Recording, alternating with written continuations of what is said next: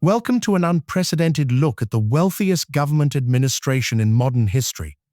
This is Trump's billionaire cabinet, inside the world's richest government. As of April 2025, President Donald Trump's second administration has made headlines not just for its policies, but for its staggering wealth, with a collective net worth exceeding $460 billion. This cabinet is unlike anything the United States has ever seen. Today, we'll dive deep into who these billionaires are, how they amassed their fortunes, and what their roles mean for America and the world. Let's start with the big picture.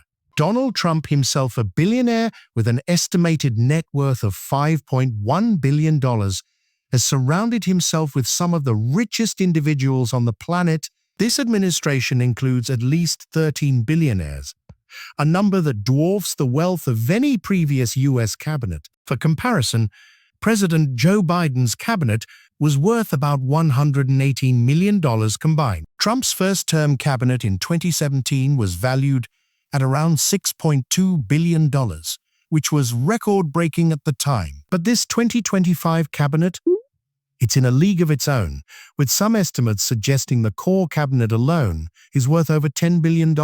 When you include non-cabinet roles like advisors and envoys, the total wealth skyrockets to over $460 billion, largely driven by one man, Elon Musk. Let's meet the key players in this billionaire lineup, starting with the world's richest man. Elon Musk, with a net worth of over $400 billion, is not a cabinet member, but holds a pivotal role as co-head of the Department of Government Efficiency, or DOGE. DOGE isn't an official federal department, but an advisory body tasked with slashing government spending and regulations. Musk, the CEO of Tesla, SpaceX, and X, spent nearly $300 million supporting Trump's 2024 campaign. His influence is immense, with some calling him a shadow cabinet member due to his access to government agencies. Musk's vision for DOGE includes massive federal workforce cuts and restructuring agencies to operate more like businesses. He's already stirred controversy by demanding federal workers detail their weekly tasks, hinting at potential firings for those who don't comply. Alongside Musk is Vivek Ramaswamy, another billionaire with a net worth of about $1.1 billion co-heading DOGE. Ramaswamy, a former presidential candidate, made his fortune in biotech and investments. He's pushed for a flat 12% tax rate and even suggested eliminating the IRS, ideas that favor the ultra-wealthy. Together, Musk and Ramaswamy are shaping an agenda that prioritizes deregulation and cost-cutting, but critics warn it could harm public services. Now let's move to the core cabinet, starting with Scott Bessent, the Treasury Secretary. Bessent, a hedge fund manager with an estimated net worth of $1 billion, was confirmed by the Senate in a 68-29 vote. He's a Wall Street veteran who once worked for George Soros and is openly gay, making him the first Senate-confirmed gay cabinet member in a Republican administration. Bessent supports Trump's tariff-heavy economic policies, which he says will protect American industries and raise revenue. His plans include cutting the federal budget deficit by nearly $1 trillion, but critics argue his policies could raise taxes on the middle class. Next up is Howard Lutnick, the Commerce Secretary, with a net worth of over $1.5 billion. Lutnick, the former CEO of Cantor Fitzgerald, was confirmed in a 51-45 vote. He's tasked with leading Trump's tariff and trade agenda, overseeing 50,000 employees and promoting U.S. economic competitiveness.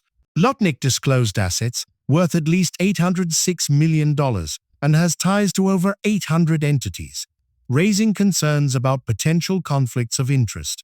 Then there's Linda McMahon, the Education Secretary, with a fortune estimated at $850 million. McMahon, co-founder of World Wrestling Entertainment, was confirmed in a 51-45 vote. Her wealth comes from WWE and a stake in Trump Media and Technology Group, which runs Truth Social. Trump has vowed to dismantle the Department of Education, and McMahon's role may involve overseeing its potential dissolution. Doug Burgum, the Interior Secretary, is another billionaire with a net worth of around $1 billion.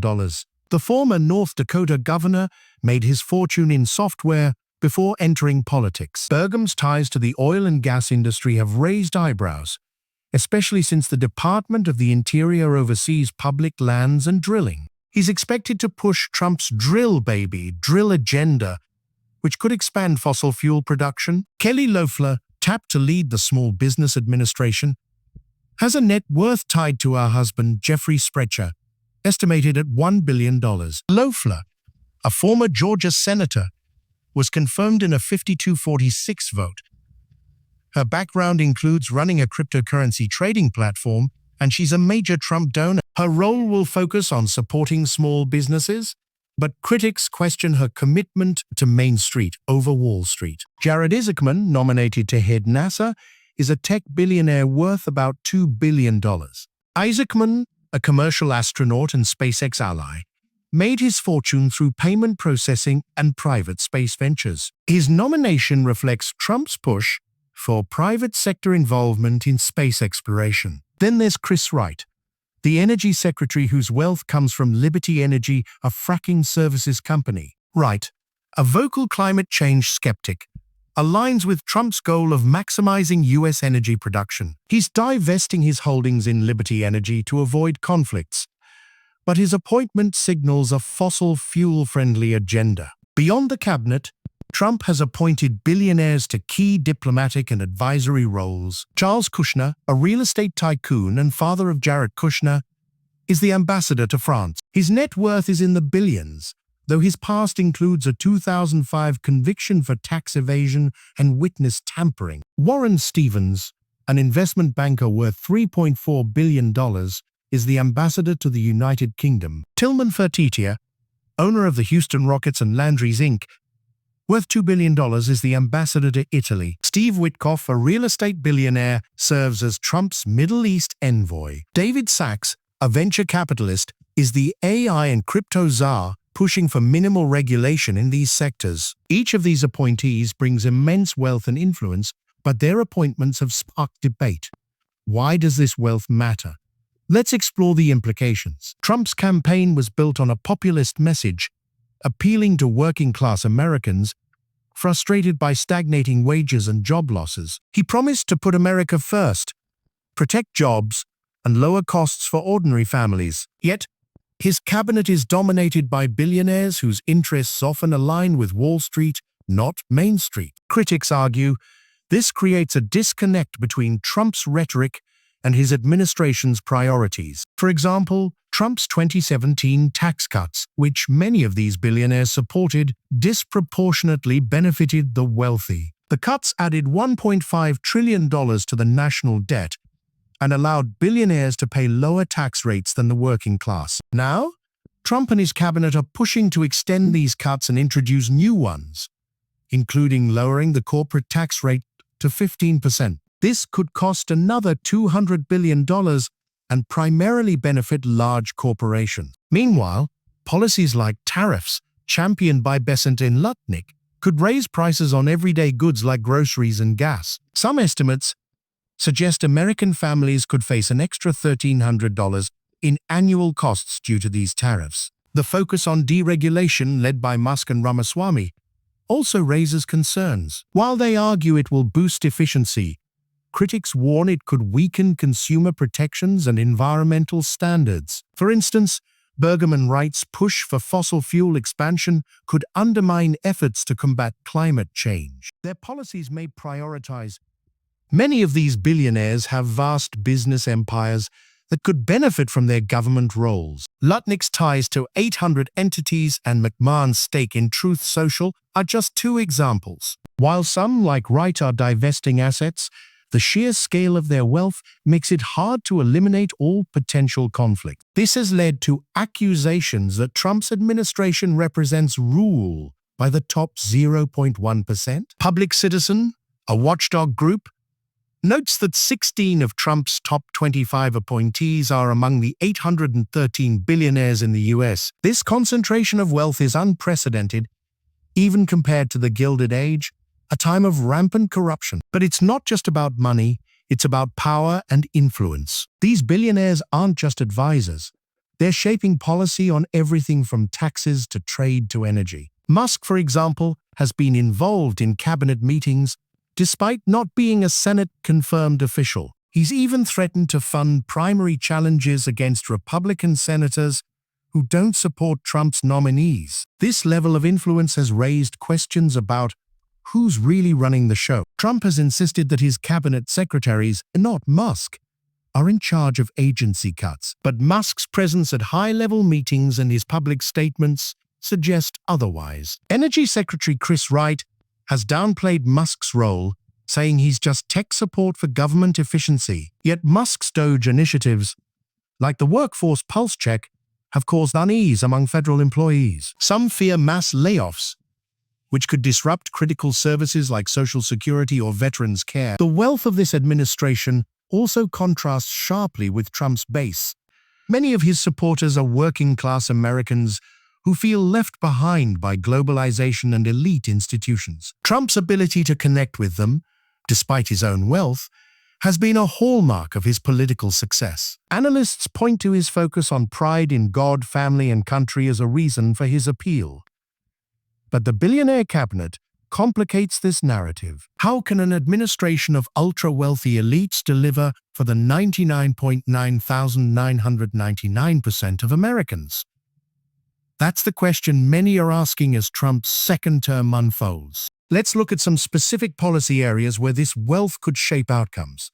First, the economy. Besant and Lutnick are pushing an America-first economic agenda centered on tariffs and tax cuts. They argue this will boost domestic industries and create jobs. But economists warn that tariffs could trigger inflation, raising costs for consumers. The Center for American Progress estimates that Project 2025, a conservative policy blueprint tied to many of Trump's appointees, could raise taxes on the middle class. Project 2025, authored in part by Russell Vought, Trump's Office of Management and Budget Director, calls for deep cuts to public services. Vuel's plan includes consolidating executive power and reducing funding for programs like Medicare and Social Security. This aligns with the billionaire cabinet's focus on shrinking government, but it could hit working families hardest.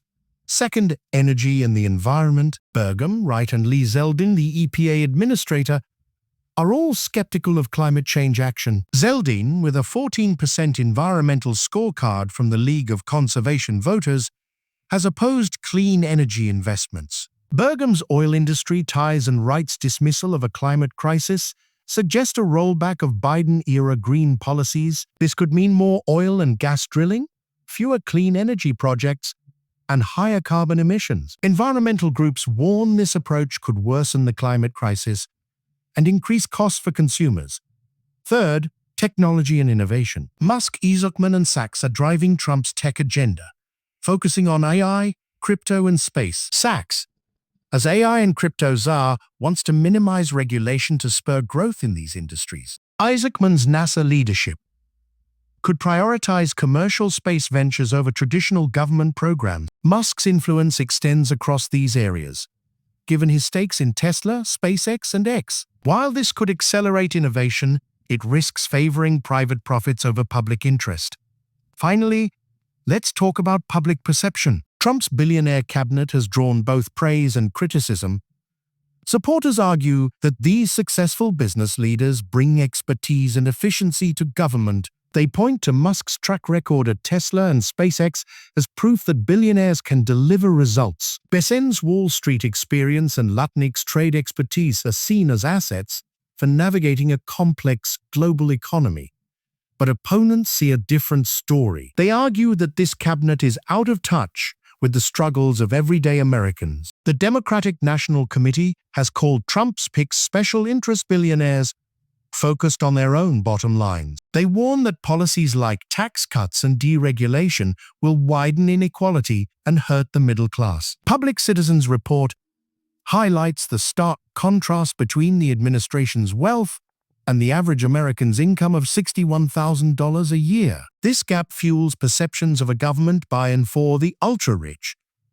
The confirmation process for these nominees has also been contentious. While most have been approved, some face tough Senate hearings. Pete Hegseth, The defense secretary narrowly survived allegations of misconduct, with Vice President J.D. Vance casting a tie-breaking vote. Robert F. Kennedy Jr.'s nomination for Health and Human Services was controversial due to his vaccine skepticism. Yet, the Republican-controlled Senate has largely supported Trump's picks, reflecting his strong influence over the party. As of April 2025, 21 of Trump's cabinet members have been confirmed, with a few still pending. This swift confirmation process shows Trump's ability to rally support, but it also underscores the power of his billionaire allies. Let's explore how this wealth influences global perceptions. Internationally, Trump's billionaire cabinet sends a message of American capitalism at its peak. Allies like the United Kingdom and Japan see it as a sign of economic strength, with figures like Warren Stevens strengthening diplomatic ties. But adversaries like China, Russia view it as evidence of American elitism, using it to fuel anti-US propaganda. The appointment of billionaires to diplomatic posts, like Charles Kushner in France, has raised concerns about prioritizing wealth over experience. Critics argue that these appointees may focus on business deals rather than traditional diplomacy. For example, Fertitta's role in Italy could emphasize trade over cultural or security cooperation. This approach may reshape America's global image for better or worse. Domestically, the billionaire cabinet has also sparked a cultural debate. Some Americans admire the success of figures like Musk and Lutnick, seeing them as embodiments of the American dream. Others view their wealth as a symbol of inequality, fueling distrust in institutions. Social media platforms like X have been abuzz with discussions about whether billionaires should hold such power. Posts on X show a polarized public, with some praising Trump's all-star team and others calling it a plutocracy. This divide reflects broader tensions in American society about wealth, power, and opportunity. Let's consider the historical context. Wealthy individuals have served in government before, from the Rockefellers to the Kennedys, but never has a cabinet been so dominated by billionaires with such concentrated wealth and influence. During the Gilded Age, tycoons like Vanderbilt and Carnegie wielded immense power, but they didn't hold public office. Trump's administration blurs the line between business and government in a way that's new and untested. This raises questions about accountability and transparency. How will these billionaires be held accountable for their decisions? Will their wealth insulate them from public scrutiny or legal consequences? These are concerns that watchdog groups and journalists are already raising. The media plays a crucial role in this dynamic. Outlets like the New York Times and the Wall Street Journal have published extensive profiles on Trump's appointees. They've highlighted potential conflicts of interest and the unprecedented nature of this administration. But Trump's allies, including figures like Man, have ties to media ventures like Truth Social, which could counter mainstream narratives. This creates a complex information landscape where public opinion is shaped by competing voices. Let's zoom out and consider the long-term implications. If Trump's billionaire cabinet succeeds in its goals, it could redefine the role of government. A leaner, more business-like federal system could emerge, with lower taxes and fewer regulations. This might spur economic growth and innovation, as Musk and others predict. But if it fails, the consequences could be severe. Rising costs from tariffs, weakened public services, and environmental damage could disproportionately harm the middle and working classes. Inequality could widen, fueling social unrest and further eroding trust in government. The 2026 midterms will be a key test of public sentiment. If voters feel that Trump's policies have failed them, Democrats could regain control of Congress. But if the economy thrives and jobs increase, Trump's approach could gain broader support. The stakes are high, and the world is watching. Let's wrap up with some final thoughts. Trump's billionaire cabinet is a bold experiment in governance. It brings together some of the most successful and influential people in the world. Their wealth and expertise could drive transformative change, for better or worse. But it also raises fundamental questions about democracy. Can a government led by billionaires truly represent the interests of all Americans? Will their policies bridge divides or deepen them? These questions will define Trump's second term and shape America's future. As citizens, it's up to us to stay informed, engaged, and vocal. Thank you for joining us on this deep dive into Trump's billionaire cabinet. If you found this video informative, please like, subscribe, and share. Stay tuned for more insights into the stories shaping our world. Until next time, keep questioning, keep learning, and keep engaging. This has been Inside the World's Richest Government. Goodbye.